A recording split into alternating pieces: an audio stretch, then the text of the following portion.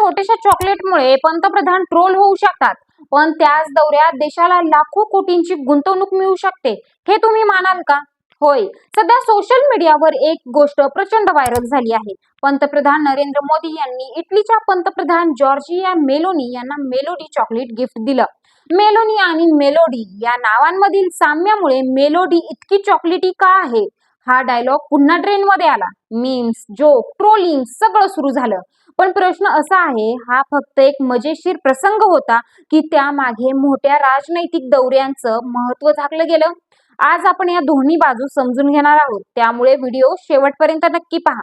नमस्कार, मी आरती, आपण पाहताय आझाद मराठी. पंतप्रधान नरेंद्र मोदींनी नुकताच 5 देशांचा अत्यंत महत्त्वपूर्ण परदेश दौरा पूर्ण केला.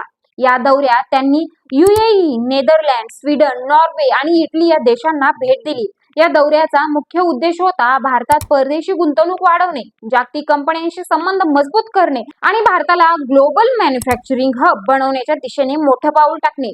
आणि याचा परिणाम म्हणजे भारताला मिळाले तब्बल 3.5 लाख कोटी गुंतवणुकीचे प्रस्ताव. ही गुंतवणूक फक्त आकड्यांपुरती मर्यादित नाही, तर भारताच्या भविष्यासाठी खूप महत्त्वाची आहे. सेमीकंडक्टर उद्योग भारताला चिप मॅन्युफॅक्चरिंग मध्ये स्वावलंबी बनवण्यासाठी, लॉजिस्टिक्स, व्यापार आणि वाहतूक व्यवस्था अधिक वेगवान करण्यासाठी, तंत्रज्ञान, AI, डिजिटल सेवा आणि इनोव्हेशन वाढवण्यासाठी आणि इन्फ्रास्ट्रक्चर, रस्ते, बंदरे, रेल्वे यांसारख्या प्रकल्पांसाठी. या दौऱ्यात मोदींनी 50हून अधिक जागतिक कंपन्यांच्या CEO सोबत थेट संवाद साधला. या कंपन्यांचं एकत्रित बाजार मूल्य सुमारे 2.7 ते 3 ट्रिलियन डॉलर्स आहे. यावरून या बैठकीचं महत्त्व किती मोठं आहे हे समजतं. अनेक कंपन्या आधीच भारतात काम करत आहेत, पण आता त्या आपला व्यवसाय आणखी वाढवण्याच्या तयारीत आहेत.